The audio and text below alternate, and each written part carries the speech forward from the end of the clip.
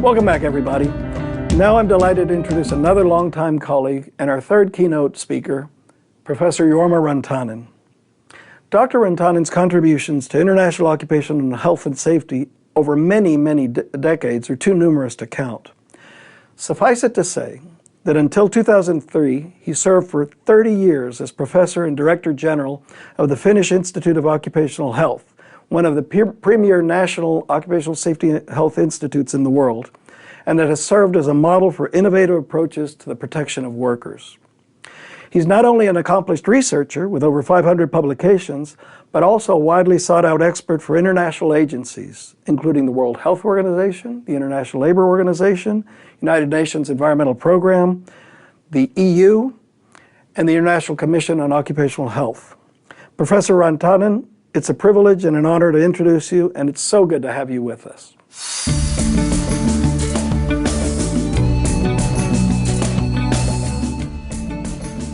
Okay, I was invited to discuss educational strategies for occupational health professionals in Europe. I'm going to discuss briefly also occupational safety people's training strategies, but less than occupational health people because it is my field of specialty. In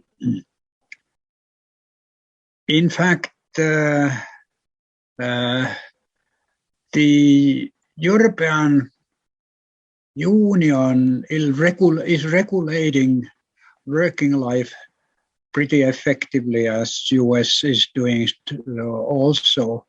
But now it is a new trend. They also start to regulate the competencies of people, and we have a new, relatively new directive, not that new, 2005, it was passed, which is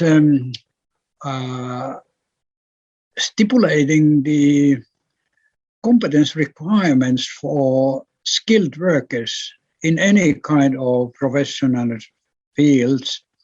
And particularly it's targeted to professional people, including safety and health people, which means that you have to have evidence on your competence in any occupation or any profession you are carrying out in practice. And that is pretty demanding directive. It has several arguments behind why it has been stipulated. First, it facilitates the mobility of temporary skilled professionals between EU 27 member countries. It also helps the settling down of the professionals in some other EU country but their home country permanently. It also takes into consideration the language skills. We have more than 20 languages in the European Union area, and in order to work as a professional, you have to have sufficient language skills to work with the language of your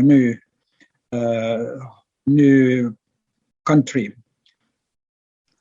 And also it facilitates recognition of professional and academic titles and competencies across the European Union.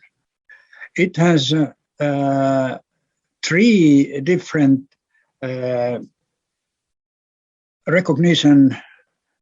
types of recognitions of qualifications: automatic recognition for professionals who have some kind of internationally recognized competence.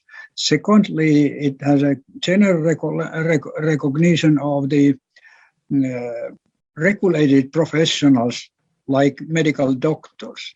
And then it has also the third group of, let's say, special cases which are recognized, like airline pilots and so on.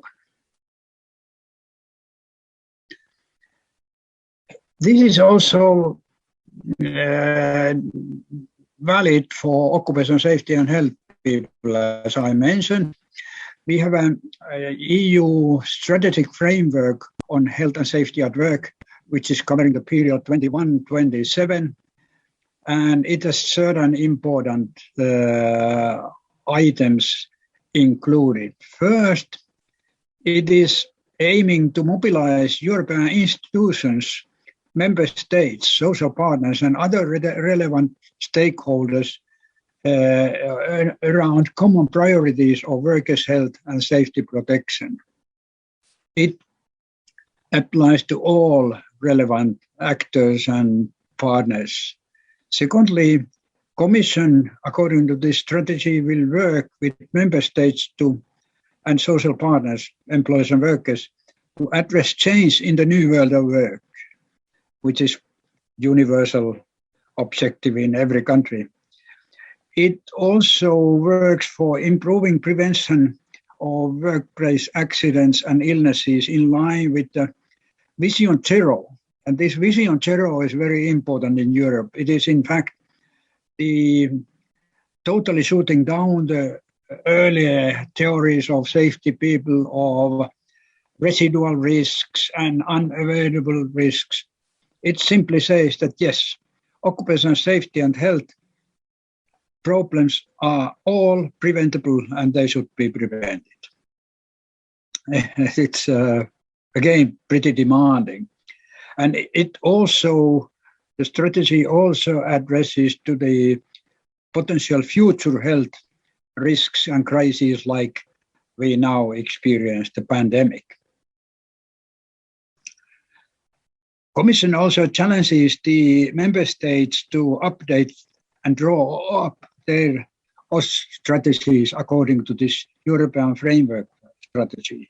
And in 2023, we will have again heads of the state summit, which will take in the agenda the implementation of this strategy. This is a kind of political and partly also regulatory background of occupational safety and health in Europe, also affecting the training and education of experts and their competencies and so on. The EU strategy framework has those three main aims and items which I already practically mentioned: anticipating and managing the new world of work, improving prevention of work-related diseases and accidents, and increasing preparedness for future health threats. This is going to be, until 2027, the key content of European OSH strategies. One of those important civil society and professional supporters is the European Network of Education and Training in Occupational Safety and Health, ENETOS abbreviation. It provides a platform for systematic exchange of knowledge and experiences on education and training related to safety and health and well-being at work. ENETOS has 39 European member countries, 4 partners in Asia, 3 in Africa, and USA is also ENETOS partner. ENETOS has relatively simple objectives: to integrate safety, health, and well-being into education system at all levels, and to promote transdisciplinary and transnational cooperation between following policy areas: childcare, school, primary and secondary education, initial vocational education and training, higher education, and continuing vocational education and training, which is the SWET abbreviation. In fact, this is something unique because European network takes occupational safety and health issues already as an educational item for child childhood time and child education. Also, child care, safety and health in child care is considered. This is originally Swedes did this for decades ago, but now it seems to spread in the whole Europe with this network. By the way, European Union is not limiting its activities for training and education and occupational safety and health to member countries only, 27 member countries. It goes up to 50 countries in the whole one European system. And they are surprisingly interested to participate in our EU programs. In, for instance, Kazakhstan, in Azerbaijan, and so on, those former socialist countries. These ENETOS pillars are very important because they also show some picture of the whole European occupational safety and health policies and principles. First, Europe is very strong in social rights, and therefore it is one of the important also in occupational safety and health that the workers have their social rights. Secondly, which is a little bit surprising probably, that European Union has encouraged the civil society bodies, professional bodies, to commit to the achievement of sustainable development goals in all sectors of the society, and also sustainable development goal for quality education according to the UNESCO objectives. Secondly, I'm going to speak more about European education area, which is very important here. It is politically strongly supported, and ENETOS wants to be partner in European education area, which is called EHEA,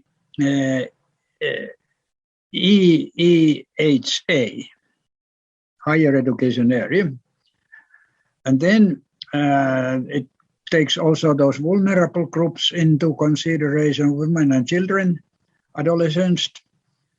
Digital education action plan is important element also in ENETOS pillar, and then this occupational safety and health strategy of EU. ENETOS tries to contribute and participate to all these. ENETOS has a big network covering really 39 countries. And as you can see, even Russia is part of ENETOS network, which is important because they have a tendency to isolate, and then they are at risk to lag behind, and it always means that kind of imbalance always means also political problems later on. Here is the map of ENETOS participant countries. Then I will move to other, which is practically the most important issue in my presentation, is the Bologna Process and European Higher Education Area, EHEA. I guess most of the participants know Bologna Process. It is so well established and so well known. But Bologna Process was started before 2000 already. In fact, 1998. British, French, Italian and German ministers of education agreed on starting a pan-European program which is modernizing, effectivizing and making better quality of higher education in all areas, all disciplines, but including also technology and medicine. It is very consistent European policy for EHEA. And ministers of education convene every second year to follow up the implementation of this education area. It contains important substantive points which aim at harmonization of curricula and degree exams throughout Europe, ensure high quality of higher education, exchange international experiences, and one of the most important is student exchange between countries, which is very active right now. I am going a little bit later to that. I took an example of ministerial meeting 2015, which identified 4 key priorities for the future Bologna process within the education area. Enhancing the quality and relevance of learning and teaching, fostering the employability of graduates throughout their working lives, making our systems more inclusive, and implementing agreed structural reforms in higher education system, which means also the structures of competence exams. This process seems to be very strongly sustaining in spite of all the other problems we have right now in Europe, like several political problems, even British Brexit. They are involved still in this education area.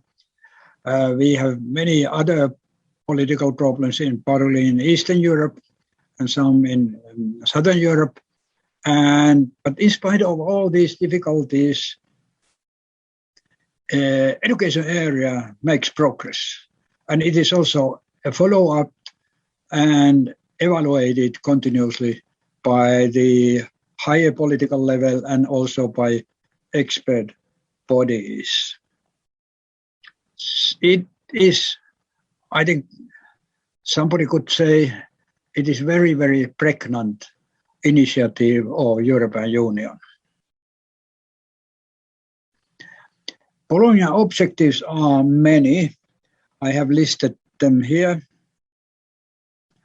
Foundation of European higher education area, establish a simple comparable system for studies, adopt 3 cycles of degrees, bachelor, not master, master and doctor, establish a single comparable system for grades, establish a common measurement system for studies, facilitate mobility of students by eliminating administrative and other obstacles, and now most important, Erasmus.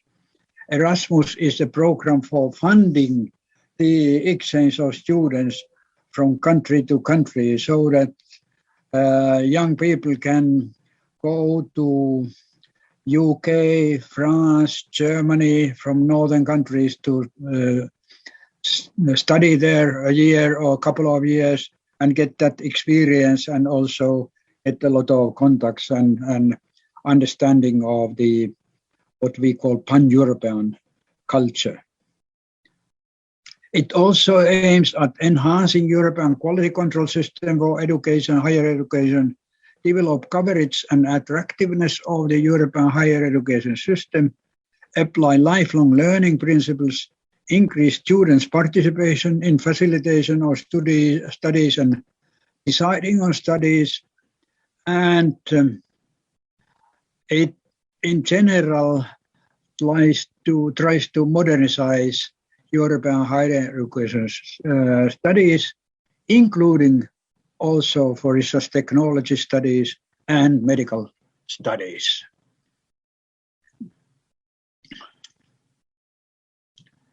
We have also in Europe pan-European credit transfer system, and that makes easier to compare the study programs and also grades of students' achievements. In fact, that Erasmus, which facilitates the exchange of students and also partly in educators, it invests now 26 billion euros for 21-27 period. And Europe has developed a common quality assurance system and accreditation for academic studies. Here are the countries which are part, again, 48 countries far beyond the borders of European Union, including Eastern and Southeastern European states, which are not members of the Union yet. Here is the Bologna follow-up group strategic plan. I'm not going into the details, but just it has working groups on implementation, on fundamental values, on coordination of global policy dialogue, on social dimension in education, learning and teaching methods and research, and San Marino roadmap, which is a practical-oriented roadmap for higher education. They follow very carefully, and they also evaluate periodically the implementation in different countries, which is very educational for everyone, and also some way challenge for countries to implement the Bologna strategy. Ministers, as I mentioned, they convene every second year. This is the latest ministerial meeting in 2020 in Rome. I just will read you as an example what they used to agree between education area ministers of education or educational area. First, they want to emphasize, and with good reason, fundamental values of higher education and democracy and the rule of law. I think this is some kind of response for some negative phenomena which has been seen in the world in over competition of universities and researchers and educators, and not always following fair principles.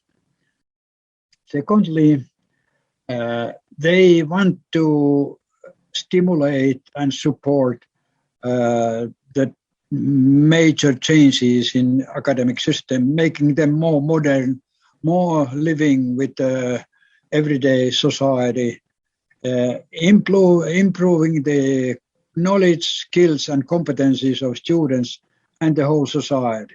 This is very important substantive object. They also want to support, as I mentioned, Sustainable Development Goals of United Nations by using higher education as an instrument. Quality of education is important, and a robust culture of academic and scientific integrity, which is also preventing fraud and misuse of institutions. This was last ministerial meeting's key content, and 2023 they meet again and certainly will pick totally new items. For instance, I could imagine that pandemic will be some way in the agenda.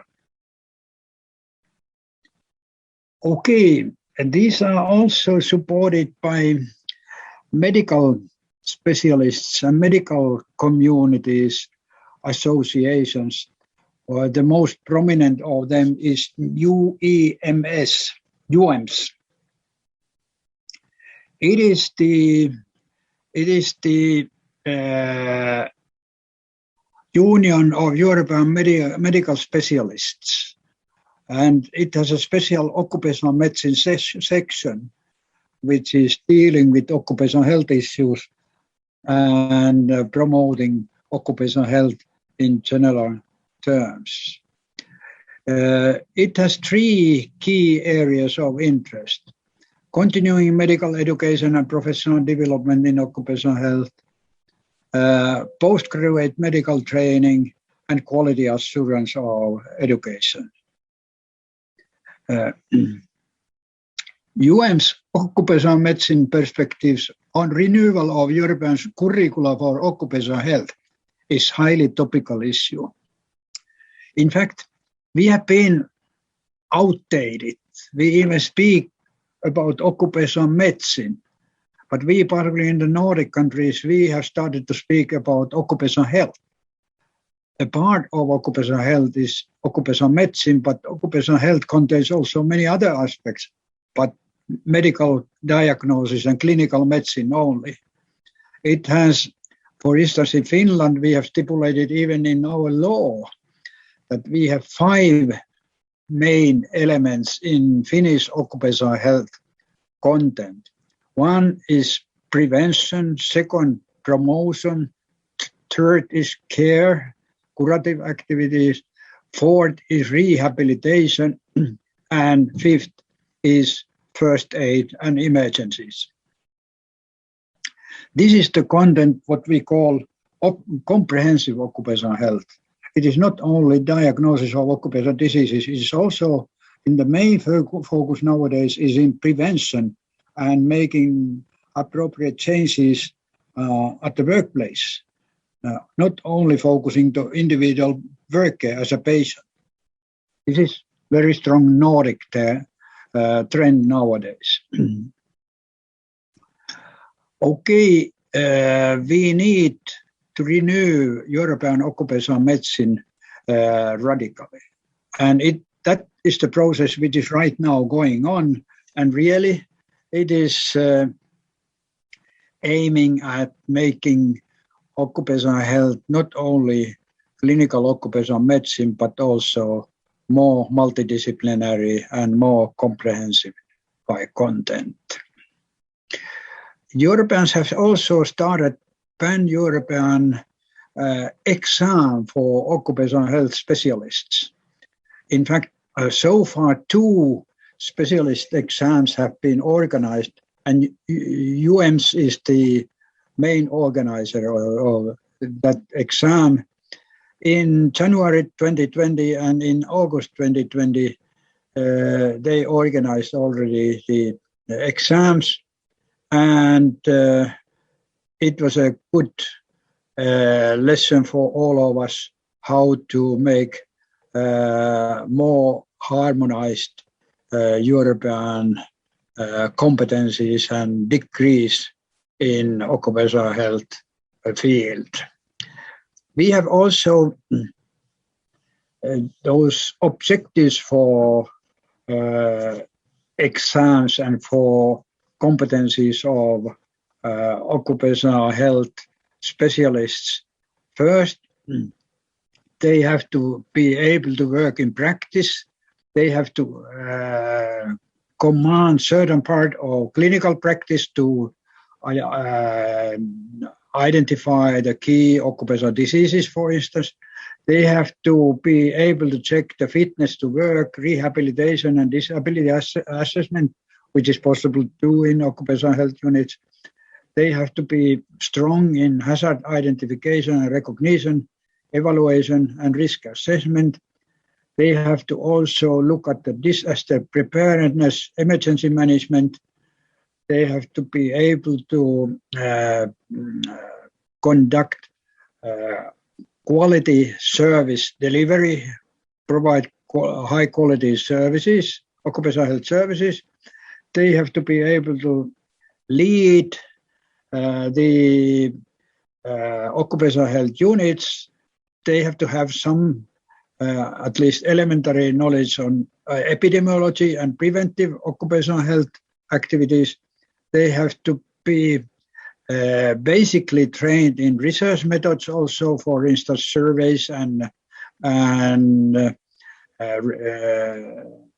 let's say some functional measurement of workers' activities, and they have to be effective in teaching and educational supervision.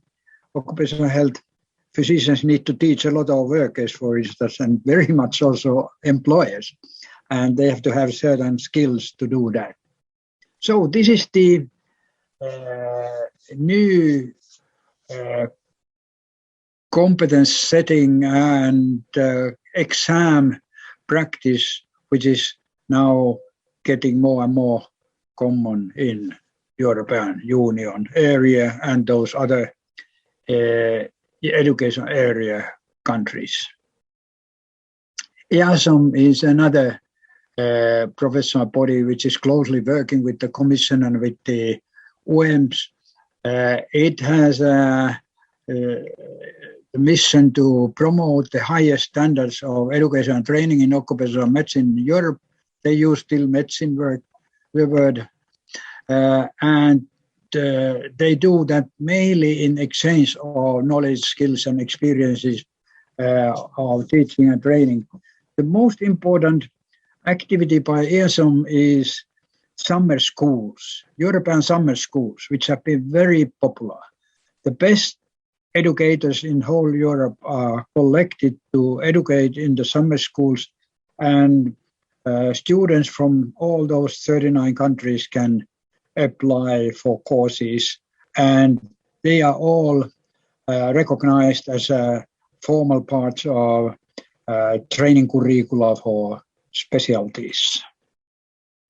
It is very useful, and it completes very well what the OMS is doing for competence requirements and exams.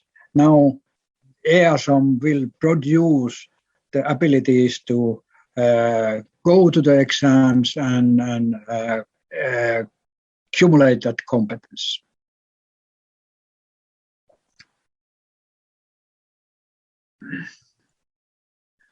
Okay, next point is I thought to give some example of individual country, and of course you can imagine I take Finland as a case.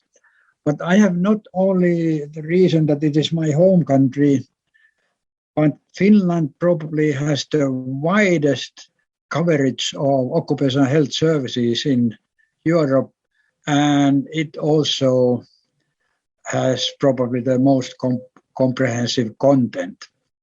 And the reason is that we very early, already in early 70s, we stipulated a special occupational health service law. As in most of the other European countries, occupational health services is stipulated by a couple of paragraphs in occupational safety law. And even European Directive on Occupational Safety and Health is practically only safety regulation, not occupational health regulation. And we have benefited very much of this, and particularly now, when aging workers are coming to picture more and more, chronically ill, vulnerable groups are getting more attention. They are issues which cannot so easily be handled by safety engineers. They need medical competence and occupational health competence. And therefore, we have been fortunate that we were early preparing already for this kind of more changes. And now you can imagine what is the situation when COVID is spreading, which is purely medical issue and needs a lot of medical competence.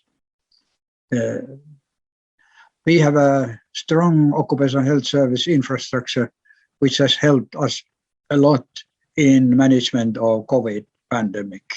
Not perfectly, but anyway, relatively well. The regulatory basis of the Finnish Occupational Health Service is based on law that I mentioned. It stipulates that the employer has to provide services, occupational health services, for all employees. Even the case he or she would have a housemaid, occupational health service has to be provided for. And self-employed are entitled to get service if they want, but we were not able to stipulate them the obligation to take because it had been against constitution. Anyway, Finnish occupational health system is very comprehensive, covering probably the highest percentage of working people in the world. We have also substantive content stipulated by Finnish government ordinance. Its name is Ordinance on Good Occupational Health Practice. It stipulates the content and activities of occupational health services, and they are just representing that comprehensive occupational health, where occupational medicine is a small piece, while those prevention, promotion, protection, rehabilitation, and even care are the most important ones. We have also some other laws which are related to occupational health service system, which in fact has been very, very good to support development of our system. First, we have so-called law on work income insurance.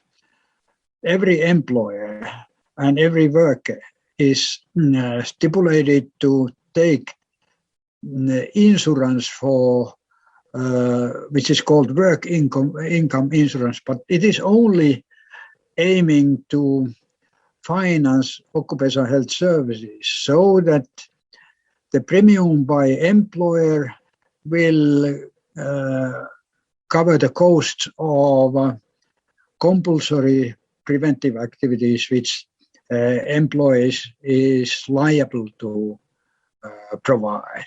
And then employers and workers together finance with their insurance fees the curative activities which are something else but work-related. So work-related health problems are financed by employer, but if you take, for instance, the flu service for flu or some other non-occupational health problem, then also workers financing is used.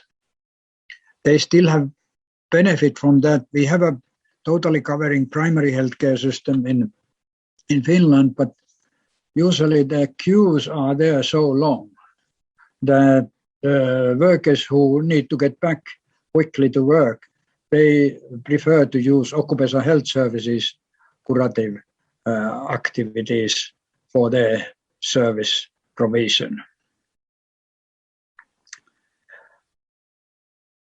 We have numerous lower level regulations and guidelines for occupational health services, how they are implemented, how they are realized. I'm not going to give those details, but one important rule is that occupational health expert cannot be any health personnel who happen to be available. They have to have a specially stipulated competence, their competence requirements, and for instance, a full-time occupational health physician must be a specialist in occupational health. So, for instance, general practitioner cannot provide occupational health services, and with full good reason, because usually they are not competent. They don't know working conditions. They don't know work hazards and so on. What they used to do, if they do just general curative services and not prevention. So we have wanted to ensure that what is provided in occupational health service, it is competent service made by competent experts. As I mentioned, the service infrastructure in Finland is pretty developed. All working people, employees and self-employed, are entitled to access to occupational health services. Currently, out of our a bit more than 2 million workforce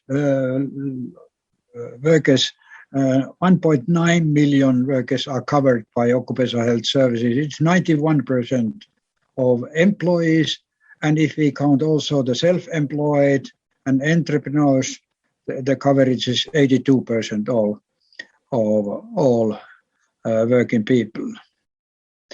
Our services are occupational health services are produced by over 450 occupational health units. 70% of them are private medical centers, 30% are public or so-called joint services by associations owned by SME companies. This is probably the world's largest covering occupational health system so far. Here we see that we have since 2000 our costs of occupational health services have grown, but they are now leveling off as workforce is no more growing. And we used to invest something like 500 euros per worker per year for occupational health services. We consider it as a relatively reasonable sum of maintaining the workability and health of people who take part in the work life and in fact produce the whole GDP of the country.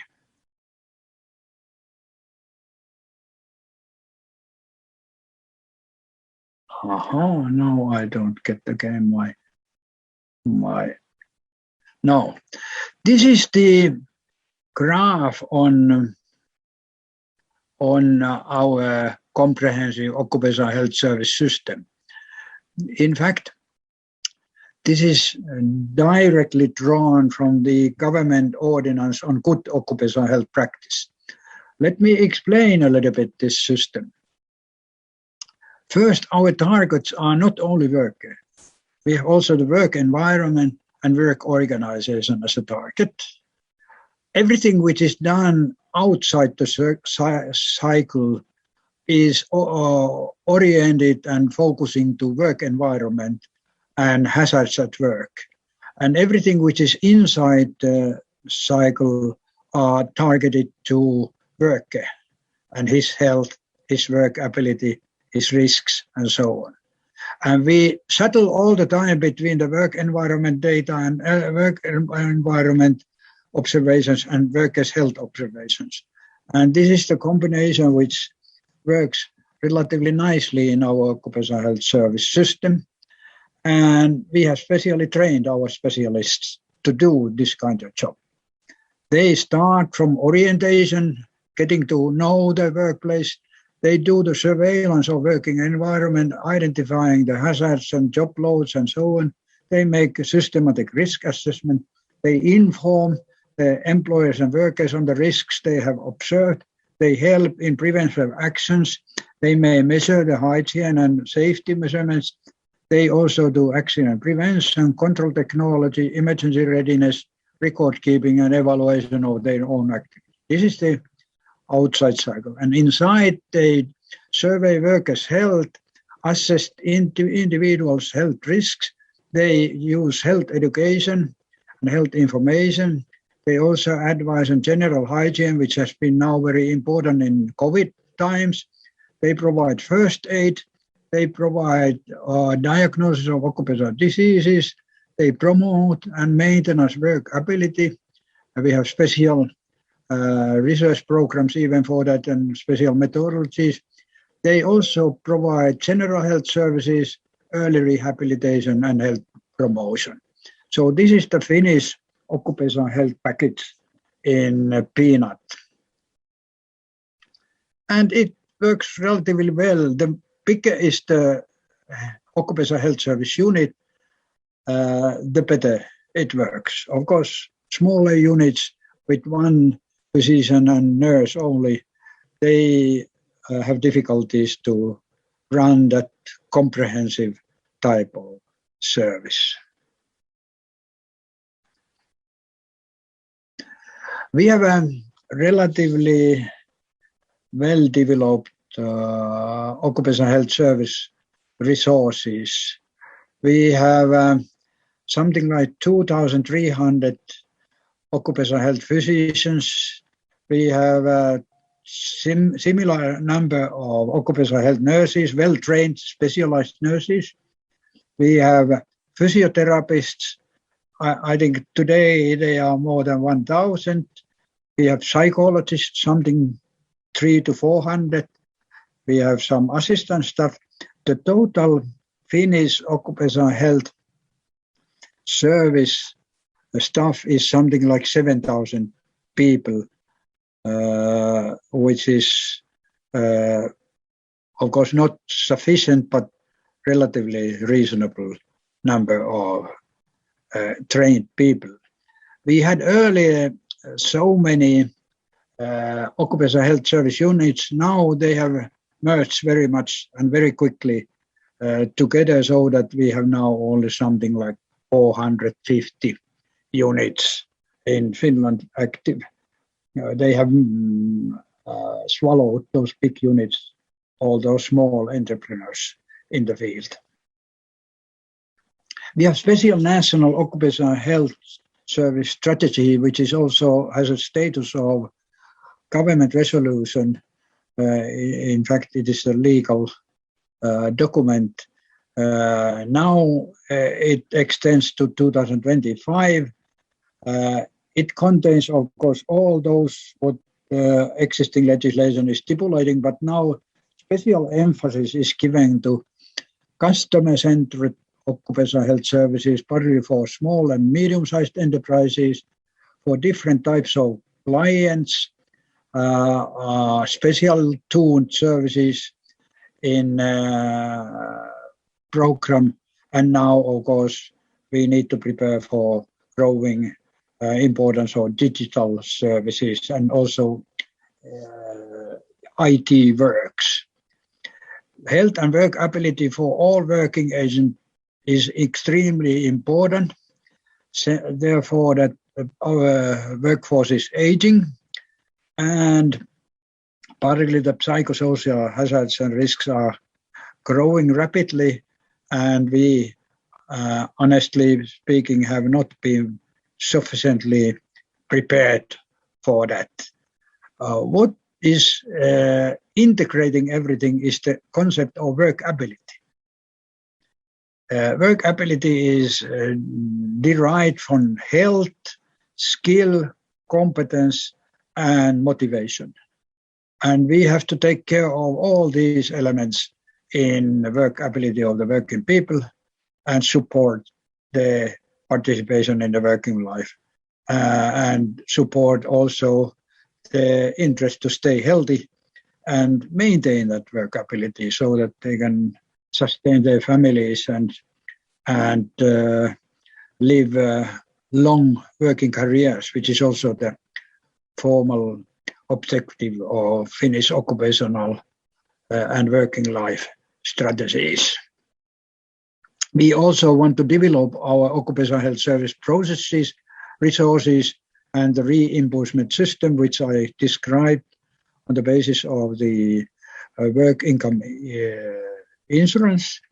And we are interested, as European whole educational area is interested in improving quality and effectiveness of our services. Research and development is an important element, particularly in the modern work life. And then, of course, modern education of occupational health professional. Not only physicians, but also nurses, ergonomists, physiotherapists, industrial occupational hygienists, psychologists. And we have them, for them, relatively systematic training programs, but not that terribly systematic like for occupational health physicians and nurses, which for traditional reasons are very well established. Here are the competence criteria for occupational health service people. They need to have the licensing of National Supervisory Authority of medical authority. They can be branded as physician, nurse, public health nurse, psychologist, or psychotherapist. So enabling multidisciplinary occupational health team. And we may have some special criteria also, like a full-time occupational health physician really has to be specialist, as I mentioned. Part-time needs 15 credit points courses in occupational health services in order to be allowed to enter the occupational health services in the workplace. Public health nurse has a parallel type of competence criteria as if she or he is going to work as occupational health nurse. In fact, Institute of Occupational Health gives even special period of occupational health nursing education for public health nurses when they come from the University of Applied Research to the market. Here is the occupational health physicians training curriculum, which is 6 years long. First, basic qualification training, 2 years. I think this is very much like American any specialist course, but I think I have the impression that US has a shorter 4-year curriculum instead of 6 years of ours, which is I think the difference also between European and non-European countries. They serve in the municipal health center or hospital 1 year, then they serve half a year as an introductory period in occupational health services just to learn what kind of activity is it, and then they have to go to other disciplines of medicine for 6 to 9 months, which is approved by the university, so that they cannot go anywhere. They have to have an approved place for serving and learning practice there. Then we have 4 years specialization training, which is 2 years in occupational health units, rotation in other clinics, particularly pulmonary clinic or surgical or orthopedic or rehabilitation are common where they go for 1 year. And then they have also special courses for curricula for work ability and physical rehabilitation of 6 months, which is provided by university occupational health units like our Helsinki University Occupational Health Unit.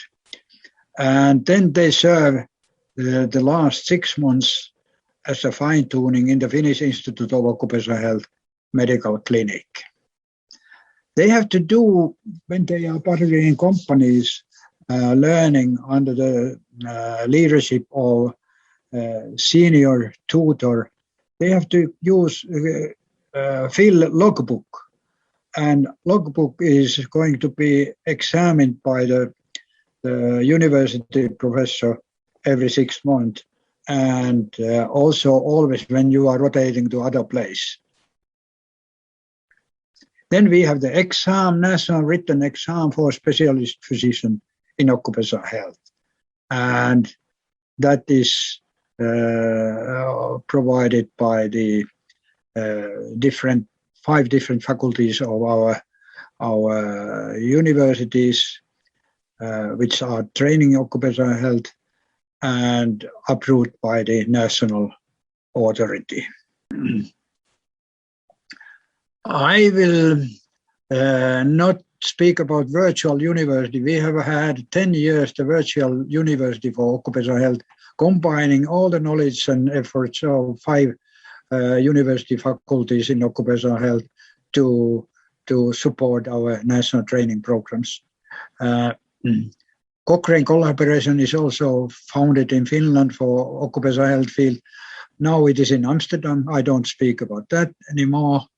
And also the challenges I have listed in my future challenges I have listed in my slides, but you can read them they are not new for you, I guess. And now my summary. I would like to summarize my presentation as follows. The European occupational health and occupational safety and health training strategies are coordinated by EU Commission with support of the Parliament. And I have spelling. And technical support is provided by special EU Occupational Safety and Health Institution, EU OSH. You many know it well. The interest and influence of the EU goes far beyond the union limits to whole European continent, also to the non-member countries. The total target countries number is something like 40 to 50, depending on the activity. There is a strong trend for harmonization of competence requirements, training curricula, quality and competence testing of specializing occupational safety and health and occupational health experts. And this aims at free movement of experts and professionals from country to country within the EU area. When competence has been harmonized, you are able to work in any country you want to do. The global trend in competence, knowledge and skill-based strategies are dominating ahead of the former time-based. It means EPAs. The Commission and EU OSH coordinate training of experts for occupational health specialists according to the Bologna Process, which is applied also in this field of competence. And numerous voluntary, professional and civil society bodies participate in all stages of the strategy planning and implementation, for instance, UEMS and EASO. Okay, thank you very much. This is my presentation.